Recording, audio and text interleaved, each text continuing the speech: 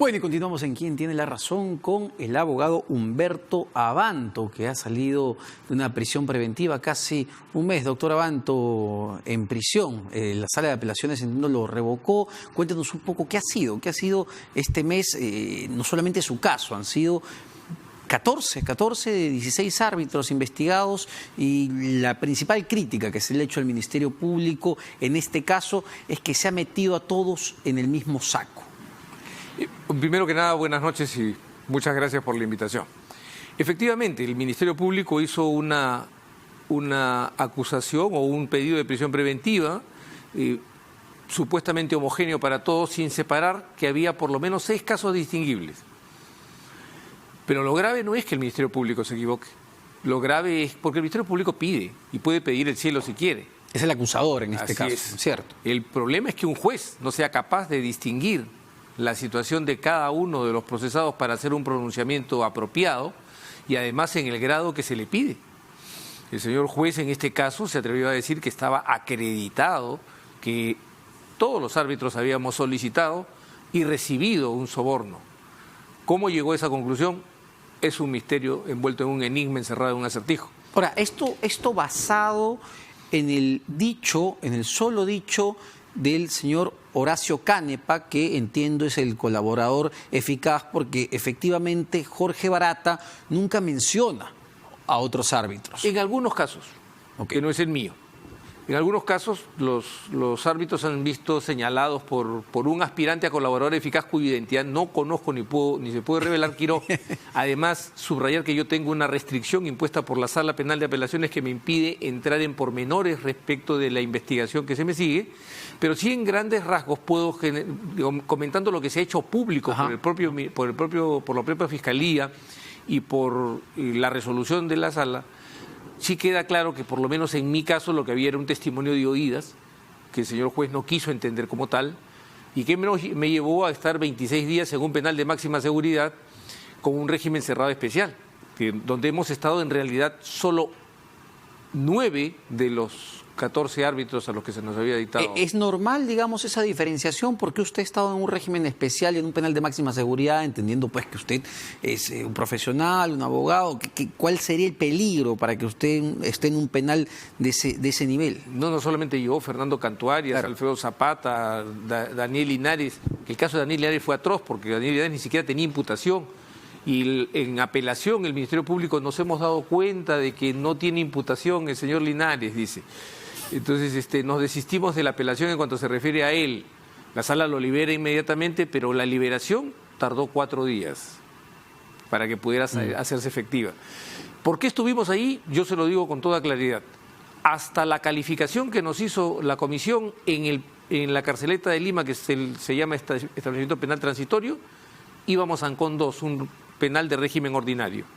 Okay. Llegó la visita del presidente del INPE y misteriosamente nuestra situación cambió para irnos al penal Lancón 1. Hay que detenernos ahí, me parece sumamente importante. Es decir, el penal donde usted iba a ser designado no dependía del Ministerio Público, no dependía del Poder Judicial, no, dependía del INPE. Del Poder Ejecutivo. Porque el INPE es un órgano técnico del Poder Ejecutivo. Y en una intrusión política se cambia el destino de los 5 árbitros que estuvimos en la audiencia y que participamos de todo esto y fuimos los primeros detenidos, y se nos envía a un penal de máxima seguridad con régimen cerrado especial, donde además yo sí quiero dejar claro que el personal subalterno del INPE, desde el director del establecimiento penitenciario hasta el último de los técnicos, hicieron lo imposible por humanizar nuestra estancia en un penal en el que ellos estaban seguros que nosotros no debíamos estar. Lo escuchaba más temprano, doctor Abanto, y mencionaba que ni siquiera tenía un colchón a la mano, no había, digamos, las condiciones mínimas los primeros días que llegó. Pero esa es la realidad penitenciaria.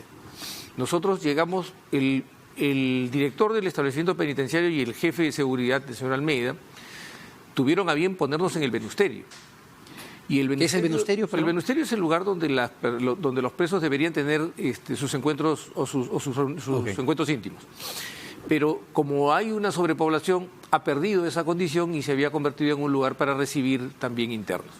Nos dieron una habitación que en realidad una celda, que tenía un baño, y ahí estuvimos 5 el primer día, en un régimen cerrado de 24 horas de encierro, porque como no se nos había calificado, no se sabía qué número de horas de patio nos correspondía.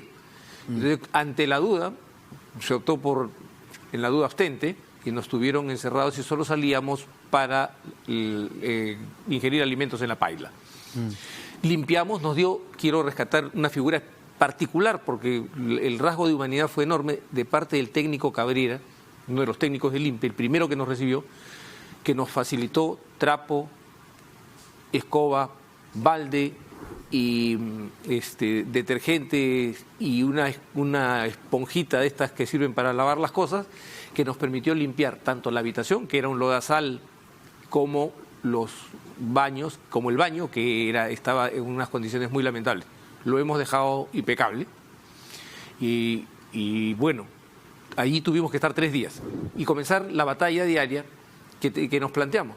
O sea, primero lograr poner nuestra habitación en situación decorosa, en segundo lograr registrar a nuestros abogados para que pudiéramos hablar con ellos y preparar la apelación, tercero pelear para poder registrar a nuestras familias para que pudieran visitarnos, cuarto lograr que nos permitieran ingresar agua. La Defensoría del Pueblo tuvo un papel muy importante ahí, ellos llevaron el primer embarque de agua. ¿Agua? Agua. ¿Por qué agua? ¿No hay agua en el agua de beber? No, había agua para asearse, etcétera, pero no había agua para beber, ¿no?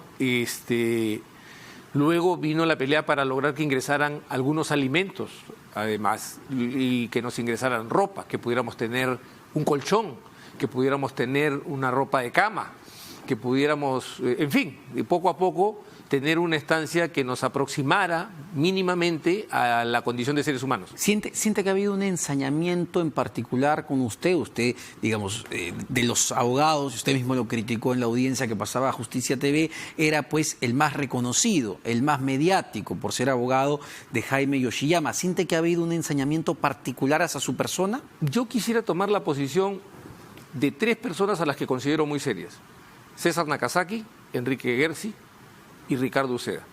Los 3 han coincidido en señalar que esto más parecía una cacería contra mí que en realidad un procedimiento para llevar adelante una prisión preventiva. Yo sí tengo esa impresión y no puedo negar que tengo la firme convicción de que ha habido una intrusión política destinada a agravar la situación que yo tenía o que debía tener ante este mandato de prisión preventiva. Doctor Abanto, le ruego que me dé un minuto nada más porque tenemos una información, esta de último minuto. Efectivamente, Fiscalía pedirá 36 meses de prisión preventiva para César Villanueva, tras vencer los 7 días de detención preliminar en contra del ex premier Villanueva. Mañana los fiscales del grupo Lavallato estarían pidiendo prisión preventiva. Siguan, nos confirmaron fuentes de RPP. No hay que olvidar que esto lo lleva el fiscal del equipo especial, Germán Juárez. Ahí está. Prisión preventiva, hay que recordar que Villanueva fue detenido hace pocos días luego de que se le encontrara en una situación muy complicada con un fiscal superior, un empresario minero, que también han sido detenidos por la Fiscalía. Él está vinculado a todo el tema del caso Lavallato por supuestos sobornos que habría entregado la constructora brasileña para una concesión vial cuando él era presidente regional de San Martín. Sin embargo, y esto habría que verlo ya en el detalle cuando se solicite la prisión preventiva, él está siendo también acusado por entorpecimiento a la justicia, por tráfico de influencias, al intentar, digamos, llegar a un miembro del equipo especial Lavallato, un fiscal que también ha sido puesto ya a disposición, ha sido separado de la Fiscalía a través de este fiscal superior, cuyo hijo de este fiscal superior también detenido era el abogado de César Villanueva. Una situación sumamente complicada, pero ahí está. Van a solicitar 36 meses de prisión preventiva. el fiscal Germán Juárez, que entiendo también es el mismo fiscal que seguía su caso, doctor Abanto. Y ahí me gustaría ya entrar un poco para que la gente entienda el fondo del asunto, porque si bien me decía que el señor Canepa no había, o el aspirante a colaborador eficaz no había declarado en su caso, entiendo que cuando el juez acepta la tesis fiscal, aceptan esta colaboración del, no sé si es el mismo, aspirante a colaborador 508-2019, que sostiene que usted habría recibido $106.000 a través de Alejandro Álvarez, otro de los árbitros. Esa es la teoría, digamos, fiscal que aceptó el juez para darle la prisión preventiva en un principio. Y que la sala respondió, y me remito expresamente a la resolución sin dar pormenores de la investigación, respondió diciendo que había un testimonio de oídas en el que Álvarez Pedrosa había negado y que por lo tanto no podía establecer conexión conmigo. Eso no lo quiso entender el señor juez, fue expuesto en el debate. Entonces, yo sí creo aquí que deberíamos empezar a prestar atención a lo que ha dicho la sentencia del Tribunal Constitucional, tanto en el caso de Ollantumala como en el caso de Keiko Fujimori.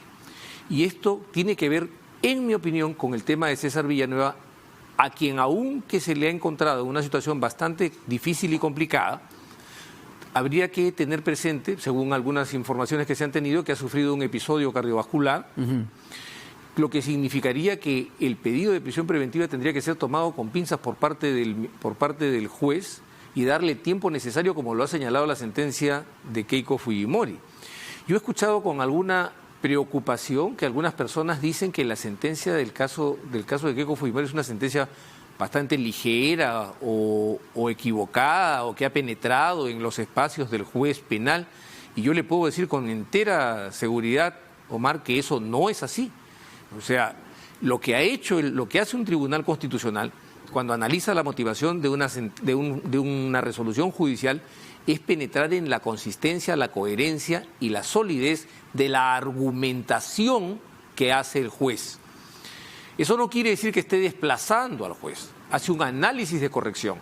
Y ese análisis de corrección se ha dado en el caso de Keiko Fujimori, justamente señalando la incoherencia de sesgar la decisión, tomando solamente los datos incriminatorios y dejando de lado los datos exculpatorios.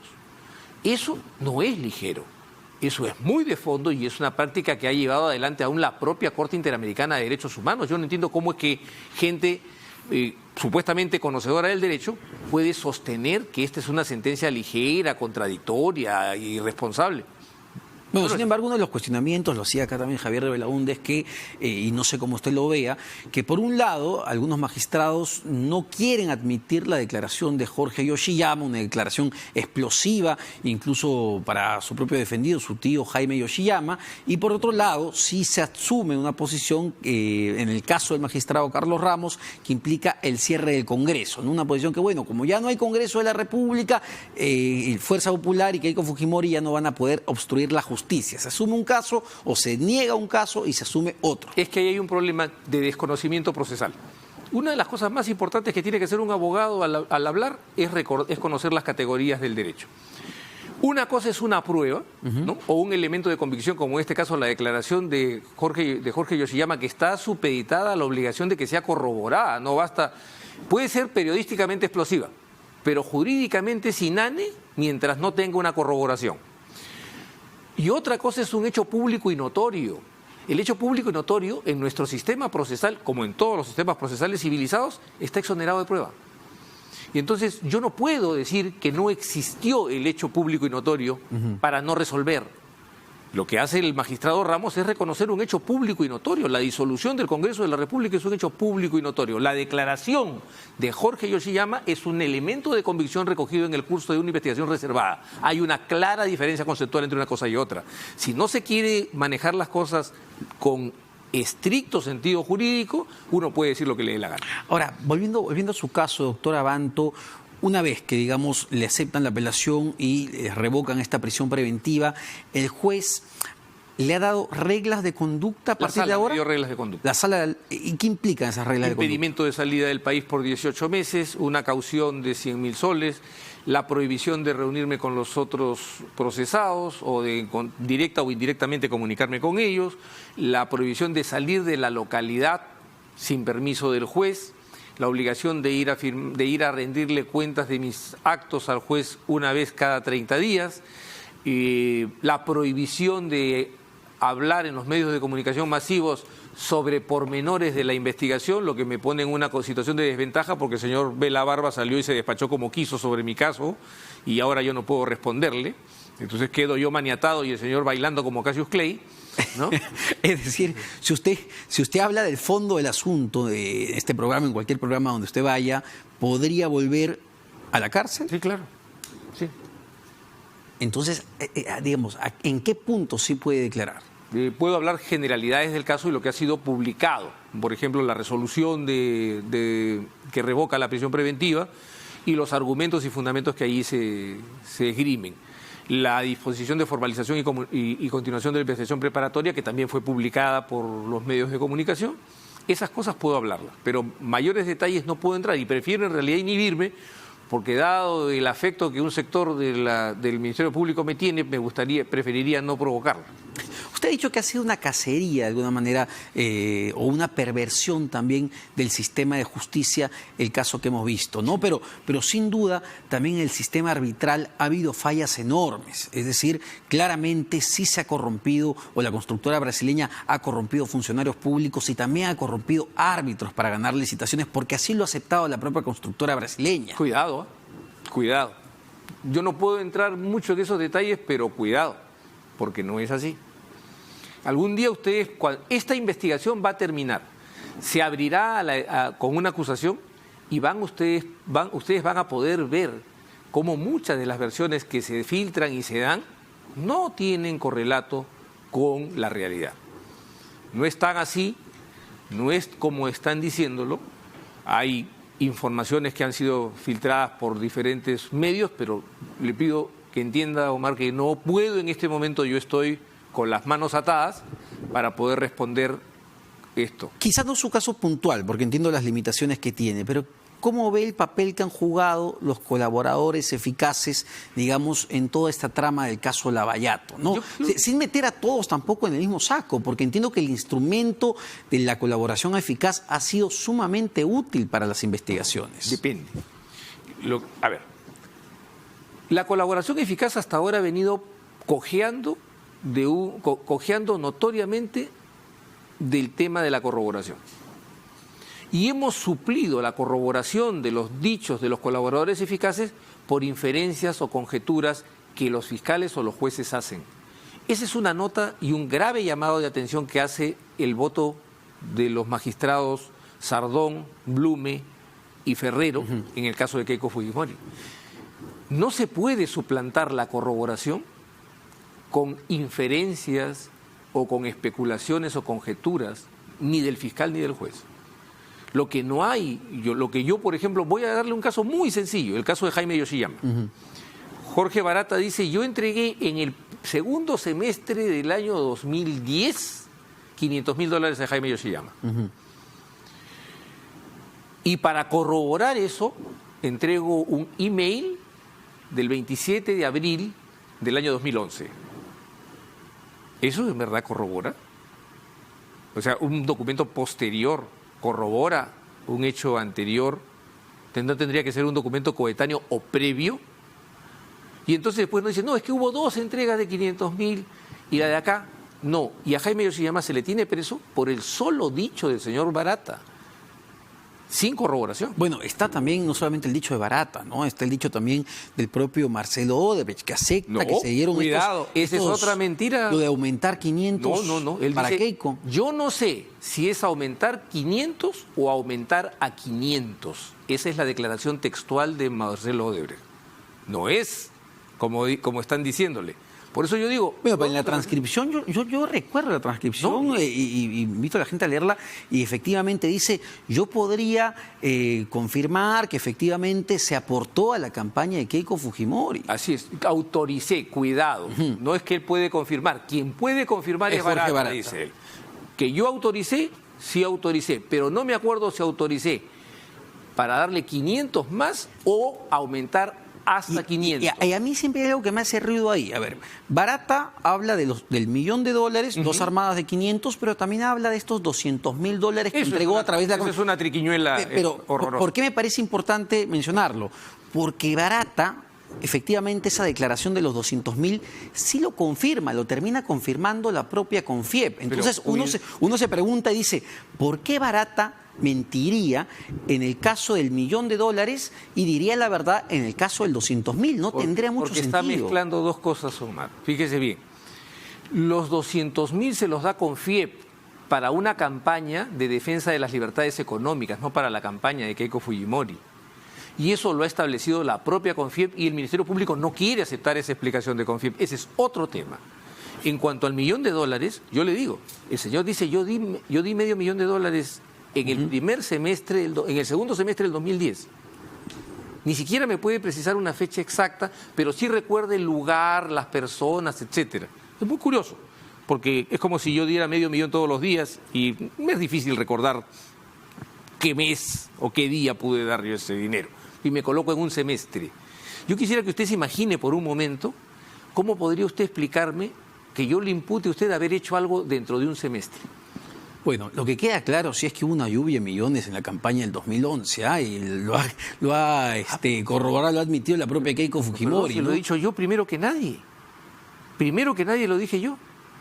Ha habido aportes de origen lícito y ahora viene un problema para la Fiscalía, porque la Fiscalía va a tener que demostrar Permítame un segundo. Sí. Va a tener que demostrar que habiendo tanto dinero de origen lícito, se necesitó dinero de origen ilícito. Un solo detalle, doctor Abanto, digamos, dadas las restricciones que le han puesto de conducta, ¿usted puede seguir siendo el abogado de Jaime Yoshiyama? ¿No interfiere en lo absoluto? No, lo único que me va a interferir es que como tengo impedimento de salida, cuando hayan las diligencias para los jerarcas de Odebrecht, no voy a poder participar y contrainterrogarlos.